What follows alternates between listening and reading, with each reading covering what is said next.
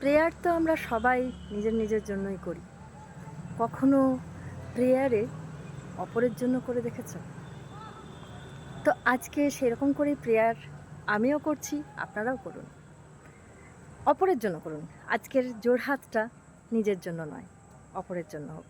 অপর মানে আমাদের চারপাশে আপনার যে অপরিচিত মানুষ রয়েছে, সেই মানুষটার জন্য করুন।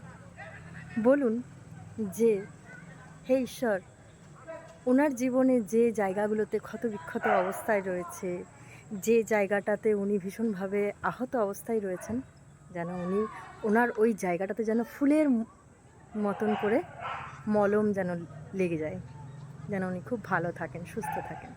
করে দেখুন এই প্রেয়ারটা। আমার মনে হয় এই প্রেয়ারটা সবথেকে বেস্ট প্রেয়ার। নিজের প্রেয়ারটা তো আমার জন্য তাহলে উনিও করবেন, তাই না? নিজের জন্য নিজে চেয়ে নেওয়ার থেকে অপরে যদি আমার জন্য কিছু চেয়ে নেয়, সেটা সবথেকে ভালো। আমার মনে হয় সেটা বেশি গ্রহণযোগ্য, তাই না?